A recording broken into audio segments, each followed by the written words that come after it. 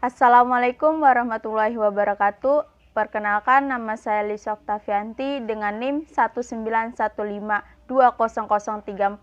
Saya mahasiswi UIN Sultan Maulana Hasanuddin Banten semester 4. Di sini saya akan menjelaskan tentang 3 falasi. Yang pertama itu ada genetik falasi, kedua loaded question, yang ketiga itu ad verecundium. Sebelum masuk ke 3 penjelasan falasi tersebut, saya ingin menjelaskan terlebih dahulu apa sih yang dimaksud dengan falasi.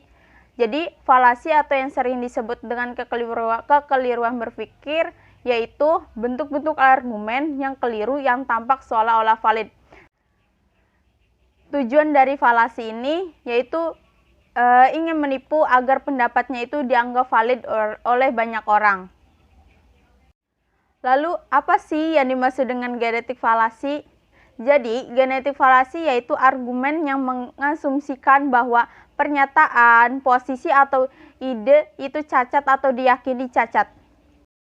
Nah, jadi si genetik falasi itu sering dipergunakan untuk menyangkal atau menerima posisi orang hanya berdasarkan asal posisinya gitu, hanya berdasarkan asal-usul orang tersebut. Jadi, kalau seseorang tidak suka dengan asal muasal orang tersebut, ya maka susah buat menerimanya orang tersebut.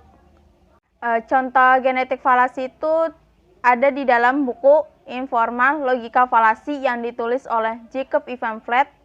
Seperti contohnya itu, saya tidak akan memilih Schrödinger. Semua orang tahu dia orang Jerman, maka kita semua tahu sejarah Jerman seperti apa.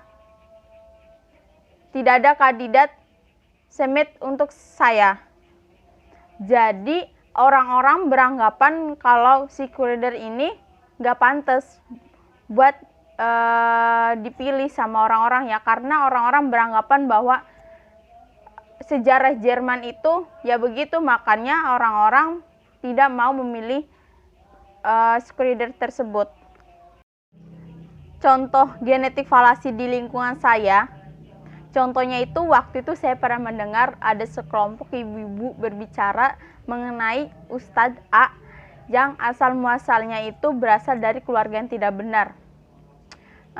Jadi si ibu-ibu tersebut tidak mau memasukkan anaknya buat belajar ngaji ke ustadz tersebut hanya karena dulunya ustadz tersebut dari keluarga yang tidak benar. Orang tuanya itu dulunya sering mabuk-mabukan kayak gitu. Jadi semua orang beranggapan bahwa ustadz tersebut pasti tidak benar, orang tuanya aja dulunya kayak gitu.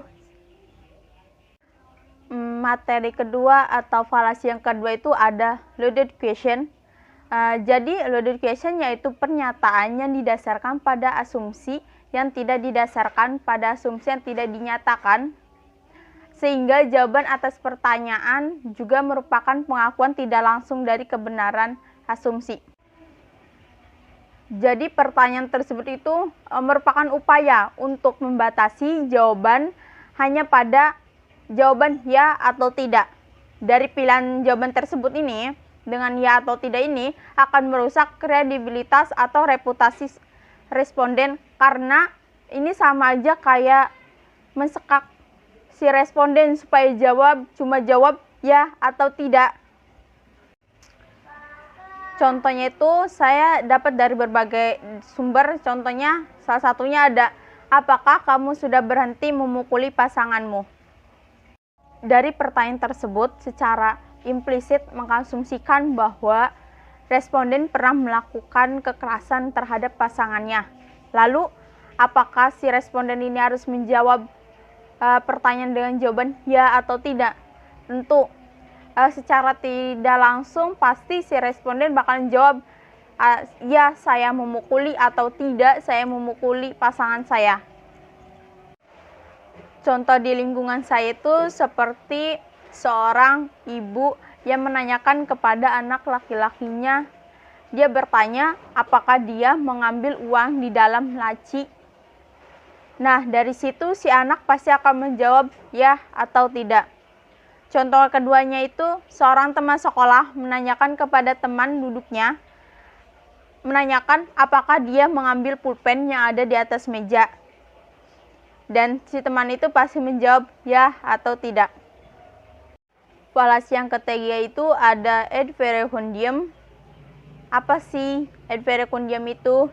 Jadi ad verecundiam yaitu orang yang memiliki sedikit atau tidak memiliki keahlian dalam konteks tertentu di mana dia digunakan. Hal ini tuh banyak ditemukan dalam periklanan. Banyak juga selebriti, atlet, atau penghibur yang mempromosikan barang atau produk tertentu yang tidak mereka ketahui secara mendalam, bahkan bukan profesi dia. Seperti seorang selebriti yang mereview makanan melalui Instastory di Instagramnya. Dia berbicara di dalam Instastory tersebut bahwasanya kue yang dimakan ini enak, kue yang dimakan ini lezat. Nah, secara tidak langsung orang yang menonton Instastory artis tersebut akan merasakan bahwasanya benar apa yang diomongin artis tersebut, bahwa kue tersebut enak. Padahal pada kenyataannya yang seharusnya menilai makanan tersebut itu seharusnya chef secara langsung. Karena chef tahu mana makanan yang enak dan mana yang gak enak, istilahnya tahu mana yang apa yang kurangnya, apa kelebihannya, seperti itu. Sebenarnya di falasi ketiga ini otoritas yang sah itu contohnya itu seorang ahli di bidang yang sesuai. Contohnya seorang dokter yang menyatakan bahwa obat tertentu diperlukan pasien. Nah, si pasien ini harus mempertimbangkan nasihat ini dengan serius, karena kan dokternya langsung loh yang ngomong kalau obat ini bagus buat kesehatan dia, bagus buat penyembuhan dia. Terus ada contohnya lagi di dalam konselor. Seorang konselor memberi saran, memberi nasihat, memberi cara agar permasalahan si klien ini terselesaikan.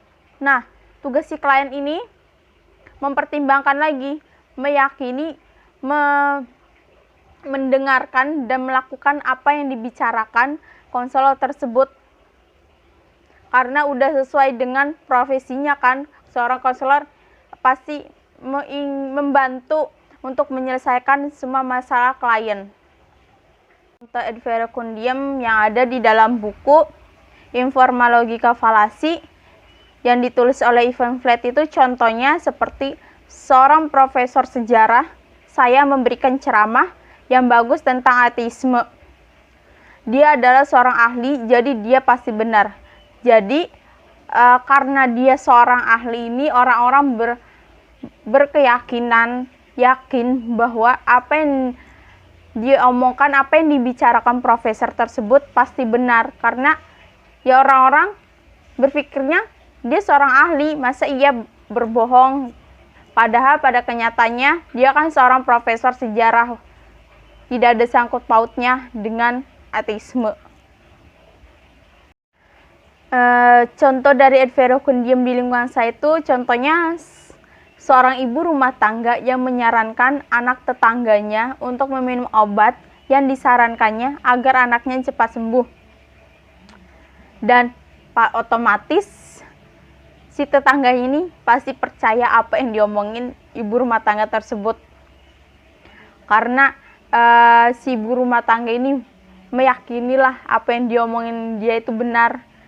Seperti dia memberi contoh, ya anaknya sakit misalnya demam, minum obat ini jadinya sembuh. Jadi si tetangganya ini pasti yakin kalau yang disarankannya itu pasti benar. Padahal kan yang seharusnya ngomong kalau obat apa yang diminum itu harusnya seorang dokter langsung, bukan seorang ibu rumah tangga yang tidak tahu apa-apa resep dokter, yang tidak tahu apa-apa dosis pada obat tertentu. Baik, sekian penjelasan dari saya. Semoga penjelasan saya tadi dapat bermanfaat, dapat digunakan secara baik. Wassalamualaikum warahmatullahi wabarakatuh.